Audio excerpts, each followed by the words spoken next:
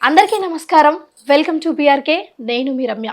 ఈరోజు మనతో పాటు ప్రముఖ జ్యోతిష్య పండితులు, అలాగే ఆధ్యాత్మికవేత్త, మన అయ్యప్ప స్వామి విశేషాలు తెలిపే యొక్క బ్రహ్మశ్రీ చంద్రమౌళి వెంకటేష్ శర్మ గురుస్వామి గారు ఉన్నారు.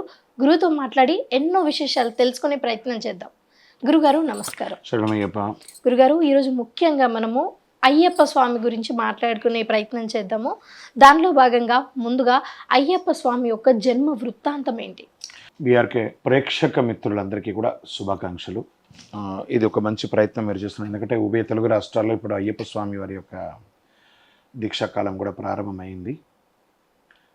ఈ అయ్యప్ప గురించి తెలుసుకోవాలి, ఏదో రకమైన కొత్త కొత్త విషయాలను తెలుసుకొని చాలామందికి ఒక ఇది ఇన్స్టంట్గా దొరికేది ఈరోజు ఫేస్బుక్లోనూ, ఇన్స్టాలోనూ, యూట్యూబ్ ద్వారానే అన్నీ కనబడుతున్నాయి. కాబట్టి మీ ప్రయత్నానికి జోహార్లు. ప్రేక్షక మిత్రులందరూ కూడా, కార్యక్రమాన్ని చూసే వాళ్ళందరూ కూడా ఇంకా ఎన్నెన్నో కార్యక్రమాలు మీరు చూడాలంటే పక్కన సబ్స్క్రిప్షన్ బటన్ క్లిక్ చేసేసేయండి.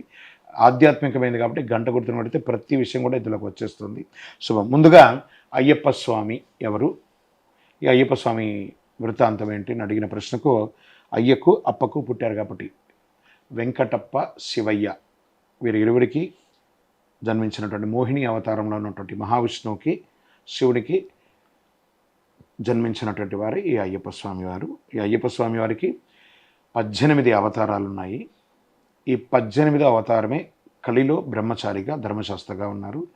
గత 17 జన్మల్లోనూ స్వామివారు అయ్యనారప్ప శాస్త్ర, కాలశాస్త్ర, వీరశాస్త్ర, క్షిప్రశాస్త్ర, బాలశాస్త్ర, యోగశాస్త్ర, కిరాత శాస్త్ర, జ్ఞానశాస్త్ర, శిల్పశాస్త్ర, అజారూఢ శాస్త్ర, జగన్మోహన సుందర శాస్త్ర, అయ్యనారప్ప శాస్త్ర, అపూర్వ శాస్త్ర అని అవతారాలతో ఒక 17 అవతారాలతోనూ, ఈ ఒక అవతారంలో బ్రహ్మచారిగాను, గత 17 అవతారంలోనూ పూర్ణ, పుష్కల, ప్రభ, శ్రీమదన, శ్రీవర్ణిని అనే 5 దేవీలతోనూ, శుభకీర్తి అనే ఒక గాంధర్వ వివాహం చేసుకున్నటువంటి ఒక అమ్మవారితోనూ, సత్యగన్ అనే ఒక కొడుకుతోనూ, గత జన్మలలో ఇప్పుడు ఎలా దశావతారాల్లో అన్ని అవతారాలు ఉంటాయి, స్వామివారి కూడా అన్ని అవతారాల్లోనూ ఇలాంటి వృత్తాంతాలతో ఉన్నాయి.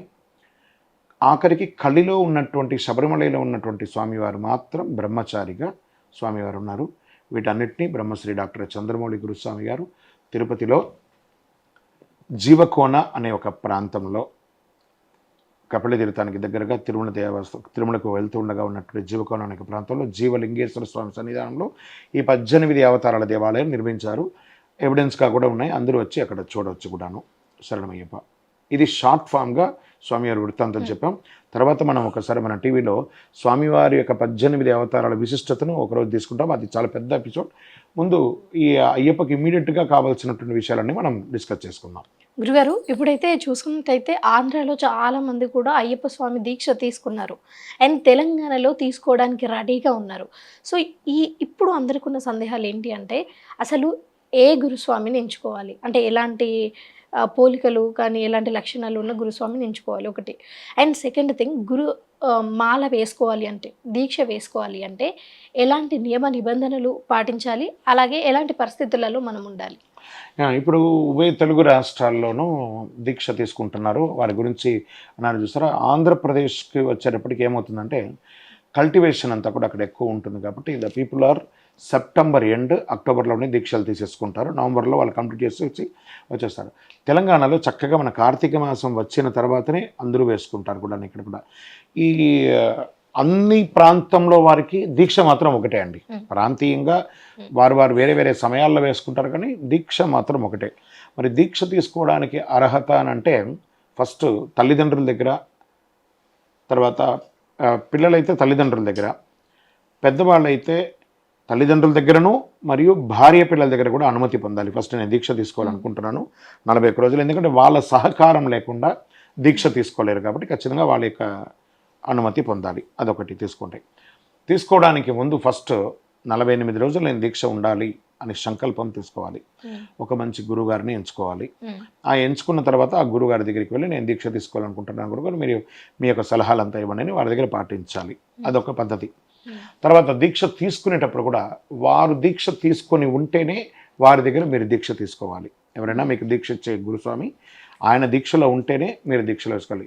తర్వాత మేము దేవాలయంలోకి వెళ్ళామండి, అక్కడ వేసేసుకున్నామండి అంటే కాదు. దేవాలయంలో ఉన్న అర్చకులు కూడాను, అర్చక స్వామి వారు చాలా పవిత్రమైన చాలా గొప్పవారు, కానీ వారు అయ్యప్ప దీక్ష తీసుకుంటేనే ఇంకొకరికి దీక్ష ఇవ్వడానికి అర్హత.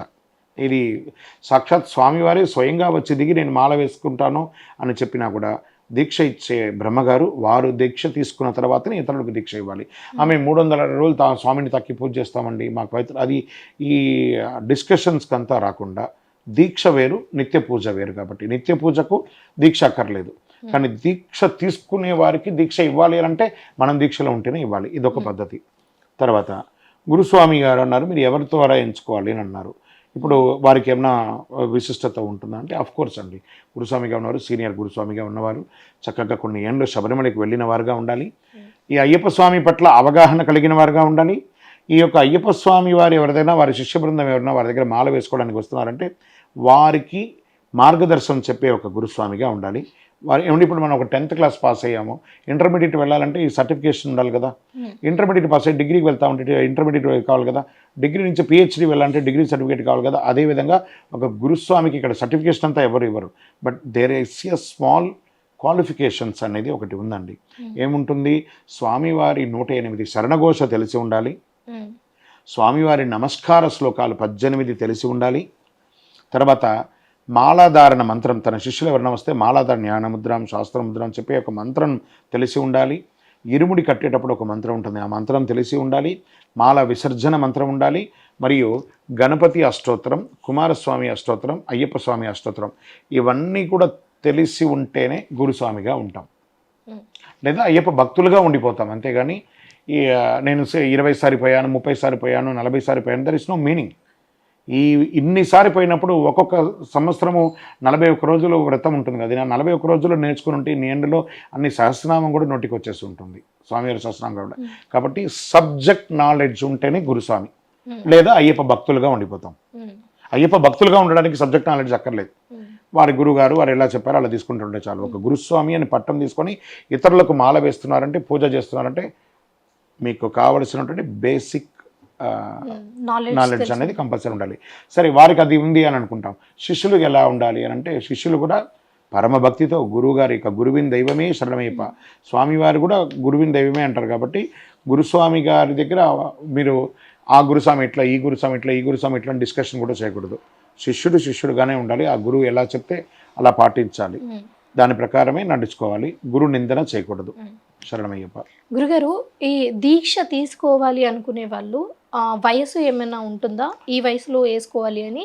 అండ్ ముఖ్యంగా ఆడపిల్లలు వేసుకోవచ్చా? వేసుకుంటే ఏ వయసులో ఉన్న వాళ్ళు వేసుకోవాలి? ఏమండి, ఇక్కడ దీక్ష తీసుకోవడానికి వయో పరిమితి ఉందా అంటే కాస్త ఉంటుందండి.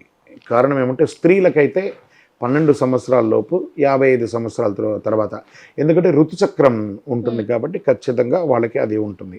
ఇంకా పురుషులకి అంటారా, ఫస్ట్ చిన్నపిల్లలకి దీక్ష తీసుకోవడంలో తప్పులేదు, కానివ్వండి వారు తీసుకోవడం వల్ల వారి యొక్క విద్య అనేది దెబ్బతింటుందండి, డే టు డే యాక్టివిటీస్ దెబ్బతింటుంది. కాబట్టి వారికి ఒక సంపూర్ణమైనటువంటి జ్ఞానం వచ్చి నేను దీక్ష తీసుకోగలను, నేను మెయింటైన్ చేయగలను అన్నప్పుడు వేసుకుంటే మంచిది. అదొకటి గుర్తుపెట్టుకోవాలి. మగవాళ్ళకి వయసు పరిమితి అంటూ ఏమి లేదండి, ఇది ఎప్పుడైనా వేసుకోవచ్చు. వేసుకోవడం కాదు, దీక్ష తీసుకోవడం కాదు ముఖ్యం, స్వామితో ఎంత కనెక్ట్ అయ్యి స్వామితో అనుభూతి ఎలా పొందామనేది ముఖ్యం. శరణమయ్యప్ప.